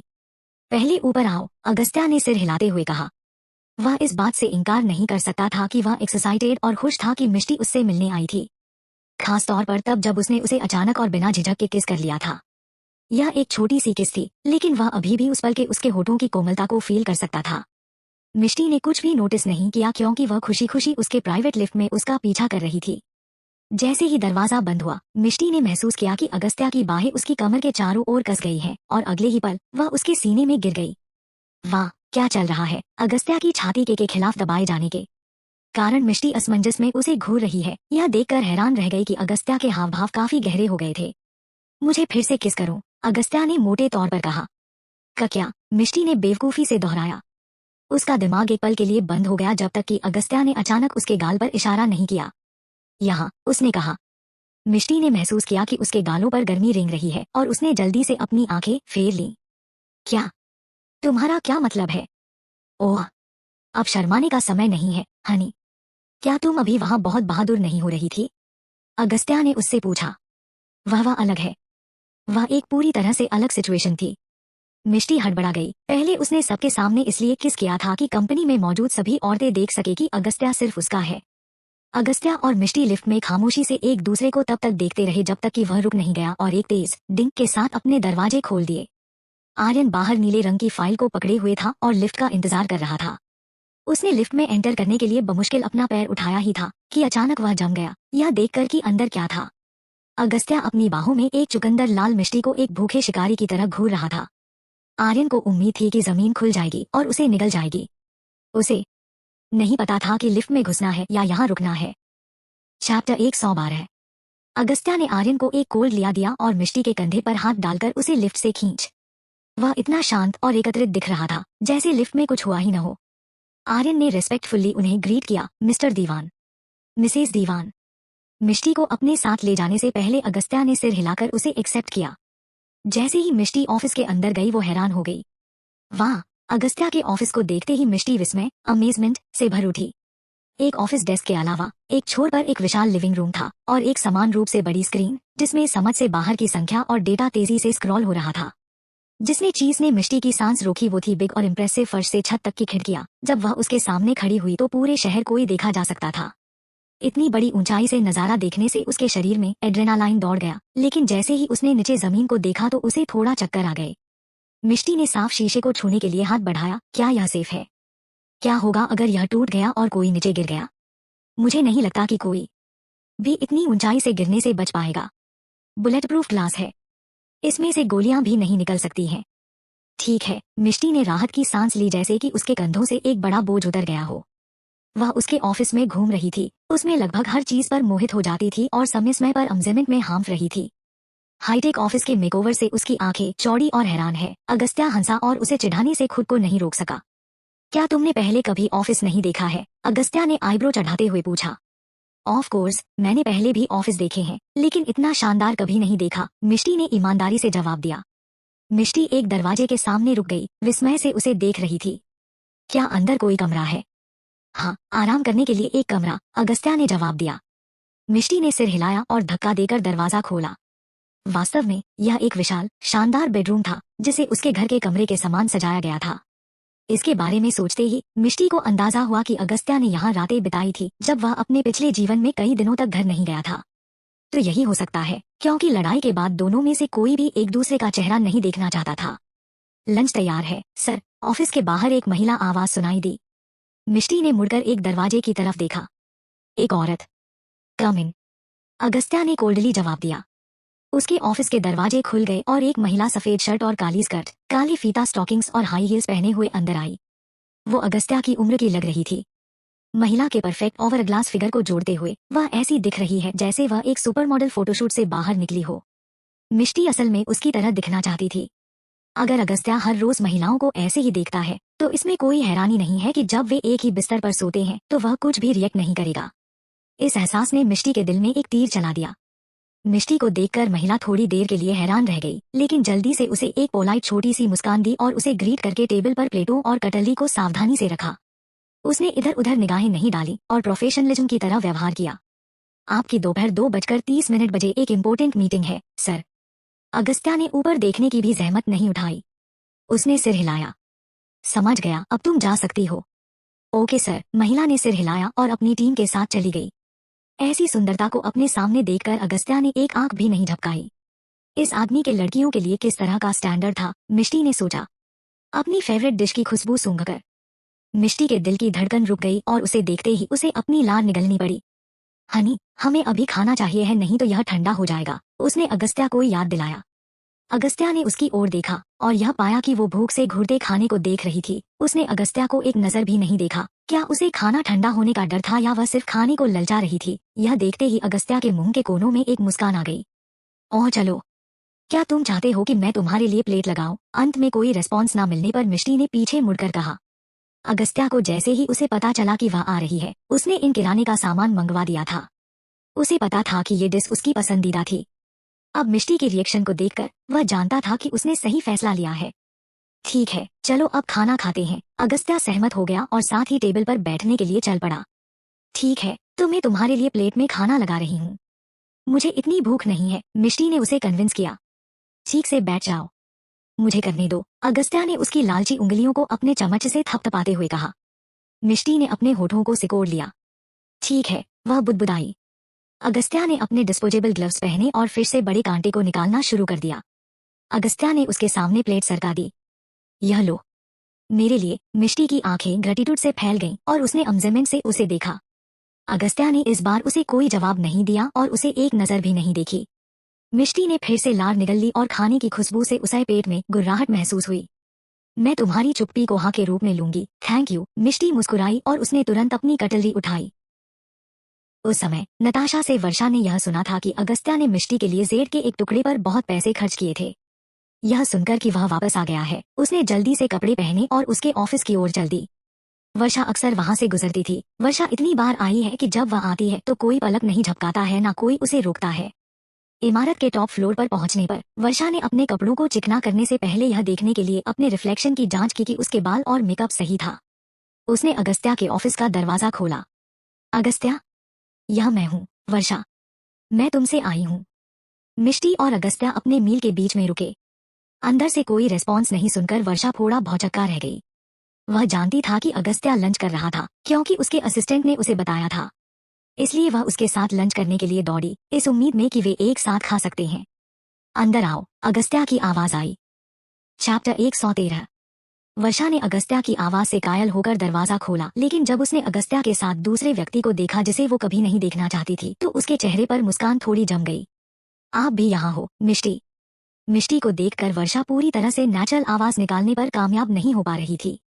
उसे अच्छी तरह याद था कि कैसे उसने मिष्टी को नुकसान पहुंचाने की कोशिश की थी, लेकिन वह उसके जाल में फंस गई थी और उसे कितनी शर्मिंदगी हुई थी। वर्षा ने सोचा था कि मिष्टी यहाँ ऑफिस में नहीं होगी और इसलिए वह आई थी। वर्षा की मुट्ठी उसकी आस्तीन के नीचे दबी हुई थी। मिष्टी ने उसकी ओर देखा और मुस्कुराने की जहमत भी नहीं उठाई। वर्षा ने अपने जीवन में इतना असहज कभी महसूस नहीं किया था जितना इस समय किया था। क्या तुम्हें कुछ काम है? अगस्त्या ने पूछा। वर्षा को आखिरकार याद आया कि वह यहाँ क्यों थी। मैंने सुना है कि तुम वापस आ गए हो, अगस्त्या। तुम इतने दिनों के लिए चले गए थे और मैंने तुम्हें बहुत याद किया है, इसलिए मैं तुमसे मिलने आई हूँ, वर्षा ने समझाया और टेबल पर डिश देखते हुए उसने खुशी के साथ जोड़ा। ओह, फिश, यह मेरी फेवरेट है। तुम सबसे अच्छे हो, अगस्त्या। वर्षा ने अमज़मेंट में अपना मुंह ढक लिया और अगस्त्या को एक्साइटमेंट से देखा। मिष्टी की थाली में खाना अचानक से एकदम बेस्वाद हो गया। उसने तुरंत अपनी कटलरी नीचे रख दी और सोचा, तो यह वर्षा के लिए था। अगस्त्या ने उसके लिए यह अरेंजमेंट की थी। शायद अगर मैं नहीं आई होती तो वर्षा यहाँ बैठकर खा रही होती, वो नहीं। मिष्टी, क्या आपको कोई दिक्कत तो नहीं अगर मैं आपके साथ शामिल हो जाऊं? आपके यहाँ आने से पहले अगस्त्या और मैं यह डिश खाने के लिए जाते थे। अगस्त्या जानता है कि मैं उसे प्यार करती हूँ, इसलिए वह हमेशा मुझे एक ही रेस्तरां में ले गया। मेरा मतलब है, यह डिश उसी जगह से है ना? ओह, मुझे इसका टेस्ट बहुत याद आ रहा है। उसकी सिसकियां अपने आप बाहर निकल रही थी। अगस्त्या ने मिष्टी पर नजर डाली। हालांकि यह पूरी तरह से घना था, लेकिन वह बता सकता था कि मिष्टी इन सबसे काफी परेशान थी। देखो, उसने अपना फोक और नाइफ तक नीचे रख दिया था और थाली में जो बचा था उसे छुआ भी नहीं था। अगस्त्या ने अचानक उसके लिए काफी दोषी महसूस किया। भगवान ही जानता है कि उसने वर्षा को हमेशा एक बहन की तरह माना, इसलिए वह सब कभी कभार एक ही रेस्तरां में जाते थे। हालांकि वर्षा के मुंह से जिस तरह से निकला, उसने एक पूरी तरह से अलग तस्वीर पेश की। आप क्या कहती हैं, मिष्टी? अगर मैं यहाँ आऊं तो क्या आपको बुरा लगेगा?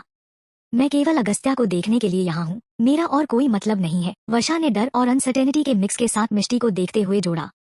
अगर मुझे परवाह है तो क्या तुम यहाँ आना बंद कर दोगी? मिष्टी ने सीधे वर्षा को देखा। वर्षा कंफ्यूज हो गई और फिर अजीब तरह से हंसी। अगस्त्या और मैं दोस्त बन सकते हैं, है ना? अरे नहीं, मैं परवाह करती हूँ, मिष्टी ने साफ साफ कहा। Oh you. वर्षा एक हर्ट एक्सप्रेशन से अगस्त्या की दिशा में देखा और जबरदस्त नाराजगी और हताशा में भर गई। अगस्त्या, मैं सिर्फ तुम्हें देखना चाहती थी। मैं उसकी वजह से अब तुमसे मिलने भी नहीं आ सकती। मुझे लगता है कि यह बहुत ज्यादा है। मिष्टी सही कह रही है। अगर कोई इम्पोर्टेंट बात नहीं है तो तुम्हें फ्यूचर में आने की जरूरत नहीं है, अगस्त्या ने मिष्टी की प्लेट में खाना डालते हुए कहा। वर्षा की आंखें सदमे और अविश्वास से चौड़ी हो गई, मानो अगस्त्या को पहली बार देख रही हूँ। वह इतना बेरहम कैसे कह सकता है? यह आदमी जिससे वह बरसों से प्यार करती थी। लेकिन अगस्त्या, मैं सिर्फ तुमसे मिलना चाहती थी। क्या तुम्हें डर है कि मिष्टी गलत समझ लेगी, सिर्फ इसलिए कि वह मुझे पसंद नहीं करती है? क्या तुम ऐसा इसलिए कह रहे हो? वर्षा बुरी तरह रोई। उस समय अगस्त्या ने रोटी का एक टुकड़ा तोड़कर सब्जी में लिया और मिष्टी को खिलाने के लिए उसके मुंह के सामने लाया। दोनों महिलाएं जम गईं, एक चौंक गई और दूसरी पूरी अविश्वास में थी। मिष्टी ने अपना मुंह खोला और उसे खुशी खुशी एक्सेप्ट कर लिया, जबकि वर्षा राख की तरह सफेद हो गई। सब कुछ दिन की तरह साफ था। हालांकि अगस्त्या ने कुछ नहीं कहा। अगस्त्या हमेशा एक साफ सुथरा सनकी रहा था। यहाँ तक कि जब वह अपने परिवार के साथ खाना खाने के लिए बाहर जाता था, तब भी वह किसी अन्य व्यक्ति द्वारा खाई गई किसी भी वस्तु को नहीं छूता था। मिष्टी के लिए अपने हाथों से खाना खिलाने वाला यह शख्स कौन था? और उसके एक्सप्रेशन देखकर ऐसा लग रहा था जैसे वो हमेशा उसे ऐसा ही खिलता। वर्षा की याद में कोई भी अगस्त्या के साथ इतना इंटीमेट कोई नहीं रहा था। उसने सोचा कि वह उसके जीवन में सबसे खास थी, लेकिन मिष्टी से उसे एक करारी हार झेलनी पड़ी थी। वे एक दूसरे को कुछ महीनों से जानते थे, जबकि वह उसे सालों से जानती थी। तो फिर अगस्त्या ने उसे इतना अच्छा ट्रीट क्यों किया? वर्षा हांफने लगी। आपने सामने हो रहे सीन को सहन नहीं कर पा रही थी। मिष्टी की जगह मुझे यहाँ होना चाहिए। अगर अगस्त्या लक और शुभ कारणों से शादी में जल्दबाजी नहीं की होती तो उसे उसके साथ अपनी सगाई तोड़ने के लिए मजबूर नहीं होना पड़ता, और अब जब वह पूरी तरह से ठीक हो गया था तो इस मिष्टी को पैकअप करके उनकी जिंदगी से चली जाना चाहिए। वह अभी भी यहाँ क्या कर रही है? वर्षा को विश्वास नहीं हो रहा था। क्या वह अपनी तुलना उस लड़की से कर रही थी जिसे वह कुछ महीनों से जानती थी? वर्षा के चेहरे को सभी तरह के गुस्से और अविश्वास को देखकर मिष्टी ने तुरंत बेहतर महसूस किया।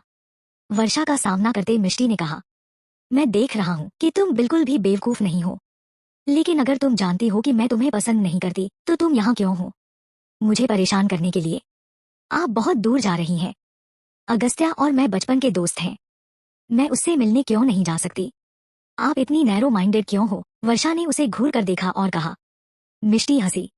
तुम मजाकिया हो। मैं उसकी पत्नी हूँ। क्या मुझसे उम्मीद की जाती है कि मैं बैठूं और कुछ न करूं जबकि दूसरी औरत मेरे पति के पास आती रहे? खासकर वह महिला जो कभी उसकी मंगेतर थी।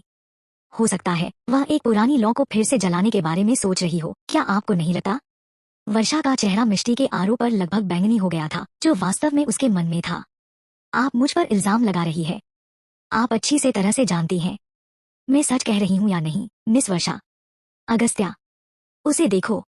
वह इतनी अग्रेसिव और अनरीजनेबल कैसे हो सकती है? वर्षा ने मदद के लिए अगस्त्या की ओर दयनीय नजरों से देखा। वर्षा की बेतुकी बातों से अगस्त्या के सिर में दर्द होने लगा। बेशक उसने महसूस किया कि वर्षा के मन में उसके लिए भावनाएं थी, लेकिन उसने इसे गंभीरता से नहीं लिया। हालांकि अब समय आ गया है कुछ चीजों क्लियरली जल्द ही समझाना होगा। वर्षा, चाहे कुछ भी हो जाए, हमारी सगाई टूट गई है।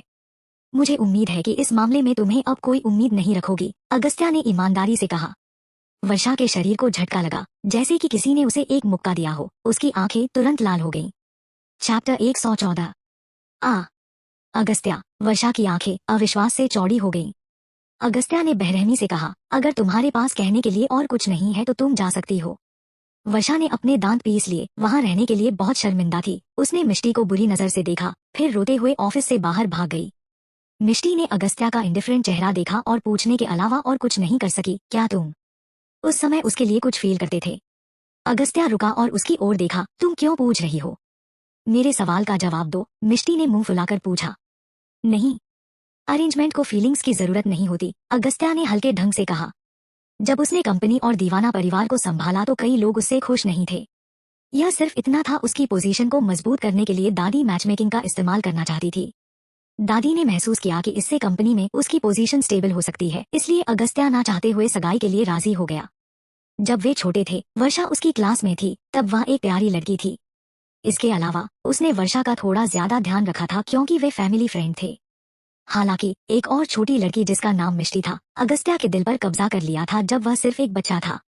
हालांकि वह कुछ दिनों के बाद फिर कभी नहीं दिखाई दी, लेकिन अगस्त्या को मिष्टी अच्छे से याद है और जैसे जैसे वह बड़ा हो रहा था, मिष्टी के लिए उसकी भावनाएं और मजबूत होती जा रही थी। अगस्त्या ने एक कार एक्सीडेंट की मदद से दोनों परिवारों के बीच की सगाई को तोड़ दी, लेकिन उसे उम्मीद नहीं थी कि उसकी दादी उसे बचाने के लिए शादी से दुर्भाग्य को दूर करने का एक तरीका सोचेगी। इसलिए उसने एक प्लान बनाया और अंत में उसे वो लड़की मिल गई जिसे वह चाहता है। जब उसने पहली बार मिष्टी की तस्वीर देखी तो वह हैरान रह गया था। जब वह एक बच्ची थी तो वह एक परी की तरह दिखती थी, और वह अभी भी एक एडल्ट के रूप में इतनी सुंदर है, वह मुश्किल से अपनी आंखें उससे हटा पा रहा था। उसने कई अफवाहें सुनी थी कि मिष्टी ने कहा था कि वह उससे शादी करने के बजाय मर जाएगी। हालांकि उसने उसे एक बड़ा सरप्राइज दिया था। हालांकि वह काफी गुस्सैल और थोड़ी जिद्दी थी, लेकिन वह बिल्कुल वैसी नहीं थी जैसी अफवाहें उसके बारे में कहती थी। अरेंजमेंट मिष्टी को समझ आया और सिर हिलाया। एक अमीर परिवार कुछ प्रॉफिट हासिल करने के लिए इस तरह की शादी की अरेंजमेंट करता है। यह सोचकर मिष्टी ने राहत महसूस की। इस बारे में सोचने के बाद मिष्टी को बहुत अच्छा लगा और वह अच्छे मूड में थी। नीलम ने दोपहर में मिष्टी को फोन किया और जैसे ही उसने जवाब दिया, नीलम ने पूछा, मिष्टी, क्या तुमने और अगस्त्या ने अपने वेकेशन को एंजॉय किया? क्या तुम्हारा पैर अब ठीक हो गया है? मैं लगभग ठीक हो गई हूँ, मिष्टी ने थोड़ा हैरानी जताते हुए कहा। घटना के बाद से यह पहली बार था जब उसकी माँ ने उसे फोन किया था। अच्छा है, जब तुम फ्री हो तो खाने के लिए घर आ जाना। तुम्हारे डैड ने वह जमीन खरीदी जिसके बारे में तुमने उन्हें पिछली बार बताया था, और जल्द ही वहाँ एक स्कूल बन जाएगा। हमने सुना है कि वहाँ जमीन की कीमत कई गुना ज्यादा हो गई है। तुम्हारे डैड बहुत खुश हैं और वो तुम्हारे साथ सेलिब्रेट करना चाहते हैं, नीलम ने खुशी से कहा। जब मिष्टी ने सुना तो उसने जवाब में सिर हिलाया। ठीक है, मैं अगस्त्या से पूछती हूँ और हम एक साथ घर आएंगे। अगस्त्या को इस बारे में मत बताना, मिष्टी। अगर उसे लगा कि हम उसका इस्तेमाल कर रहे हैं तो हालात खराब होंगे। आखिरकार तुम्हें जमीन के बारे में उससे पता चला, नीलम ने थोड़ा चिंतित होकर कहा। मैं देखती हूँ, मैं उसे तब नहीं बताऊंगी, मिष्टी ने सिर हिलाया। मिष्टी ने बहुत अच्छा महसूस किया क्योंकि नीलम ने पहली बार सोनाली का जिक्र किए बिना उसे कॉल किया था। ठीक है, नीलम ने संतोष में सिर हिलाया और कुछ और कहे बिना फोन काट दिया। मिष्टी ने अगस्त्या से कहा कि वह शाम को वापस आ जाएगी और वह मान गया। वह यह भी जानना चाहती थी कि उसके माता पिता का सोनाली के प्रति अब क्या रवैया है। उसकी माँ अब बहुत नरम हो गई थी और उसका लहजा हमेशा थोड़ा गिल्ट से भरा हुआ था। इससे पता चला कि जो चीजें कंपटीशन में हुई थी उसका बहुत इफेक्ट पड़ा। कम से कम इसने सोनाली के प्रति उसके माता पिता के रवैये को बदल दिया था। जल्द ही वह सिन्हा बंगले के गेट पर पहुंची, लेकिन उसी समय एक लड़की अचानक दौड़ी और कार के सामने खड़ी हो गई। आकाश ने तुरंत ब्रेक लगाया और कार रोक दी। मिष्टी भी हैरान थी। लड़की बहुत परेशान दिख रही थी, कार की खिड़की पर टैप कर रही थी। आकाश ने मिष्टी की ओर देखा और उसका सिर हिलाते हुए देखने के बाद खिड़कियों को नीचे कर दिया। बहन, प्लीज मेरी मदद करो, लड़की आंखों में आंसू लिए बोली। तुम कौन हो? मिष्टी ने उसे उलझन में देखा। मैं सोनम हूँ, सोनाली की बहन। मेरे पिता मुझे बेचना चाहते हैं, प्लीज मेरी मदद करें। लड़की अचानक नीचे गिर गई। मिष्टी चौंक गई। वह कार से बाहर निकली। तुम क्या कर रही हो? तुम्हारे पिता तुम्हें क्यों बेच रहे? जिसने सोनाली को पाला था उसे मिष्टी अच्छी तरह से जानती है। वह एक अच्छा इंसान नहीं था। वह अक्सर सिन्हा फैमिली से पैसे मांगता है। थोड़ा थोड़ा करके उसके पिता को भी पता चल गया कि यह व्यक्ति लालची था, इसलिए उन्होंने उस आदमी को पैसे देने के बाद अपने घर में आने से मना कर दिया। मिष्टी ने आईब्रो चढ़ा ली और जमीन पर पड़ी दुबली तली लड़की को देखा। वह जुए में बहुत सारा पैसा हार गए और इसे वापस नहीं चुका सकते हैं। कई डरावने लोग मेरे घर आए और धमकी दी कि अगर वह इसे वापस नहीं चुका सका तो मेरे पिता का कर्ज चुकाने के लिए मेरा इस्तेमाल करेगा। मेरे पिता सहमत हो गए और मैं तभी वहां से भाग निकली, अपनी पूरी ताकत का इस्तेमाल करते हुए। मैंने अभी अभी आपकी कार रोकी क्योंकि उन्होंने मुझे अंदर जाने से मना कर दिया। मैंने सोचा था कि आप मेरी बहन सोनाली हो, उसने कहा। उसकी आवाज टूट रही थी क्योंकि वह सिसक रही थी। मिष्टी ने सोनम के पतले शरीर को देखा और पूछा, तुम्हारे पिता का उन लोगों पर कितना कर्ज है? 1 लाख। क्या सोनाली के साथ तुम्हारे अच्छे रिलेशन हैं? मेरी बहन सोनाली? सोनम थोड़ा हैरान दिखी क्योंकि मिष्टी कुछ ऐसा पूछ रही थी। मिष्टी ने सिर हिलाया। पहले काफी अच्छे थे, सोनाली ने गंभीरता से जवाब दिया। काफी अच्छे? क्या तुमने हमेशा उसे धमकाया नहीं क्योंकि वह तुम्हारे पिता की असली बेटी नहीं थी? मिष्टी ने उसे शक की नजर से देखा। यह सुनते ही सोनम की आंखें भर आईं और उसने अपना सिर हिलाया। माँ के मरने के बाद वह हमेशा घर के फैसले लेती थी। पापा और मैं हमेशा उसकी सुनते थे। ओह, मिष्टी ने कंफ्यूज टोन में कहा। फिर सोनाली ने हमें यह क्यों बताया कि तुम बचपन से ही उसके साथ हमेशा एक नौकरानी की तरह व्यवहार करती थी और उसे तंग करती थी? सोनम ने अविश्वास से उसकी ओर देखा। नहीं, यह सही नहीं है, वह ऐसा कैसे कह सकती है? मिष्टी ने कंधे उचकाए। यही तो उसने कहा। वह मेरी असली बहन है, मैं सच्चाई का पता लगाना चाहती हूँ। अगर तुम लोग उसे ऐसे ही ट्रीट करते थे तो मैं तुम्हें आसानी से कभी जाने नहीं दूंगी, मिष्टी ने धमकी दी। सोनम अभी भी एक ईमानदार छोटी लड़की थी। मिष्टी की बातें सुनकर उसके होश उड़। उसने तुरंत इससे इनकार किया। हमने ऐसा नहीं किया। यह पूरी तरह से गलत है। विश्वास न हो तो हमारे गांव के लोगों से पूछ सकती हो। मेरे पापा ने मेरी बहन के साथ सबसे अच्छा व्यवहार किया, उन्होंने उसे हर अच्छी चीज दी। यह कहते हुए उसके दिमाग में एक और विचार आया और वह गुस्से में बोली, उसने ऐसा इसलिए कहा होगा क्योंकि वह हमें पैसे नहीं देना चाहती थी। यह बहुत हो गया, वो ऐसे झूठे इल्जाम लगाकर हमें बदनाम कैसे कर सकती है? मिष्टी ने अपनी आंखें सिकोड़ ली और अपनी निगाहें सोनम पर टिका दी। यह देखते हुए कि वह झूठ नहीं बोल रही थी, मिष्टी ने आगे कहा, क्या उसने ऐसा इसलिए कहा क्योंकि तुम उसे पैसे देने के लिए मजबूर कर रही हो? यह कैसे हो सकता है? मैंने उससे कभी एक पैसा नहीं मांगा। सोनम ने जब यह सुना तो वह गुस्से से भर गई। चैप्टर 115। मिष्टी ने उसे शक की नजरों से देखा और पूछा, सचमुच? लेकिन उसने कहा कि तुमने गैंगस्टरों के साथ मिलने के लिए पैसे लिए थे। वह तुमसे बच रही है और तुम्हें और पैसे देने से मना कर रही है क्योंकि उसे डर है कि तुम बिगड़ जाओगी। झूठ, वह झूठी है, मैंने ऐसा कभी नहीं किया। सोनम का चेहरा पीला पड़ गया और उसने गुस्से से कहा, वह मेरे बारे में ऐसा कैसे कह सकती है? वह इतनी नीच कैसे हो सकती है? मैंने कभी ऐसे काम नहीं किया है। अगर आप मुझ पर विश्वास नहीं करती हैं, तो आप जा सकती हैं और जांच कर सकती हैं। मैं अब एक रेस्तरां में वेट्रेस के रूप में काम करती हूँ। अगर मेरे पास पैसा होता तो क्या मुझे इतनी कड़वाहट से जीना पड़ता? क्या मुझे अपनी गरिमा का त्याग कर देना चाहिए और मदद के लिए घुटने टेक देना चाहिए? जैसे ही उसने बोलना बंद किया, उसकी आंखों से आंसू बेकाबू होकर गिरने लगे। रो मत, मिष्टी उसके कंधे पर थपथपाते हुए बोली, भले ही मुझे नहीं लगता कि तुम झूठी हो, मैं अपनी बहन की बातों पर विश्वास करती हूँ। आखिरकार वह मेरी असली बहन है। सोनम ने अपने आंसू पोंछे। उसकी आंखों में घृणा की एक झलक दिखाई दी। वह मिष्टी के पास झुकी और भीख मांगी, मिष्टी प्लीज मेरी मदद करें। अब केवल आप ही मेरी मदद कर सकती हैं। मैं सच में वह नहीं हूँ जो मेरी बहन ने कहा था, मेरा विश्वास करो। सोनाली ने जो कुछ भी कहा उसमें कोई झूठ नहीं है। मिष्टी ने उसे ऊपर खींचने के लिए अपना हाथ बढ़ाया और दबी आवाज में कहा, क्योंकि तुम कह रही हो तो मैं तुम्हारे साथ गलत नहीं करूंगी। जहाँ तक मदद की बात है तो मैं तुम्हारी मदद कर सकती हूँ। उसने सोनम की ओर देखते हुए कहा, क्या आप सही कह रही है? जब सोनम ने यह सुना तो उसकी आंखें खुशी से चौड़ी हो गई, मानो अविश्वास में हूँ। मिष्टी ने सिर हिलाया, लेकिन बिना कीमत के नहीं। तुम्हें भविष्य में मेरे लिए काम करना होगा, मैं तुम्हें इसके लिए 10 लाख दे सकती हूँ। क्या तुम तैयार हो? सोनम ने बिना किसी हिचकिचाहट के सिर हिलाया, मैं तैयार हूँ, मैं तैयार हूँ। इसके अलावा तुम्हें अपने पिता को छोड़ना होगा। मैं फ्यूचर में किसी तरह की परेशान नहीं चाहती, क्या तुम समझ रही हो? सोनम सिर हिलाती रही, चुपचाप रोती रही और वह मान गई। लेकिन मैं आपके लिए क्या कर सकती हूँ? उसने हैरानी और असमंजस में मिष्टी से पूछा। तुम्हें फ्यूचर में पता चल जाएगा, अब तुम जा सकती हो। पहले अपने फैमिली मैटर को सुलझाओ। शाम को तुम्हें 10 लाख मिल जाएंगे। फिर आकर मुझे ढूंढ सकती हो। यह मेरा कॉन्टैक्ट नंबर है। सोनम ने कॉन्टैक्ट नंबर लिया और उसे धन्यवाद देकर वहां से चली गई। सोनम की पीठ को देखते हुए मिष्टी ने आकाश से कहा, आकाश, इस लड़की की इन्वेस्टिगेशन करो, जितना हो सके उतनी डिटेल्स ढूंढो। अगर उसने जो कहा वह सच है तो पहले उसकी मदद करो, फिर उसे सेफ जगह ले जाओ। आकाश ने हाँ में सर हिलाया और वहां से चला गया। मिष्टी भी वहां ज्यादा देर नहीं रुकी और घर के अंदर चली गई। और जैसे ही वह दरवाजे से अंदर आई, उसके आसपास के सभी लोगों ने उसे उज्जवल नजरों से देखा। अब जब सभी जानते थे कि उसने एक अमीर परिवार में शादी कर ली है और वह परिवार में एक बड़ी हीरो बन गई है, अगर वे उसे पसंद आ गए तो उन्हें दीवान मैनर जैसी जगह में काम करने का अवसर मिल सकता था। इस बात को ध्यान में रखते हुए दोनों नौकरानियों ने लगन से कहा, मिस हमें यह बैग कैरी करने दीजिए। कोई बात नहीं, मेरी माँ कहाँ है? मिष्टी ने धीरे से मना कर दिया और पूछा। मैडम किचन में बिजी है। वह सुबह अकेले ही किराने का सामान लेने निकली। यह सुनकर कि आप आज वापस आ रही वे तब से किचन में बिजी है। मिस आप बैठ जाइए, हम मैडम को बुलाते हैं। मिष्टी मुस्कुराई और हाँ में सिर हिलाया। मिष्टी, तुम फाइनली आ गई। मैं काफी समय से इंतजार कर रही हूँ। खाना जल्दी तैयार हो जाएगा।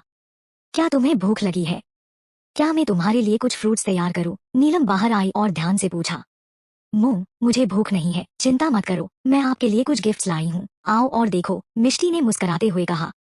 जब नीलम ने यह सुना उसके दिल में खुशी खिल उठी। मिष्टी ने बहुत ही खूबसूरत गिफ्ट बॉक्स खोला। अंदर एक जेड कंगन है और उसकी ब्यूटी और कीमत बनावट से देखी जा सकती है। मिष्टी, यह काफी महंगा है। अगस्त्या ने तुम्हें इतने पैसे खर्च करने दिए? नीलम ने चिंतित होकर पूछा। मुंह, क्या आपको कंपटीशन याद है? मिष्टी ने पूछा। बेशक, मुझे यह याद है। क्यों? नीलम की मुस्कान उसके चेहरे से मिट गई थी जब उसने मिष्टी को पिछली घटना का जिक्र सुना। इस घटना ने उन्हें इतना सदमा दिया कि वह इसे कैसे भूल सकती थी।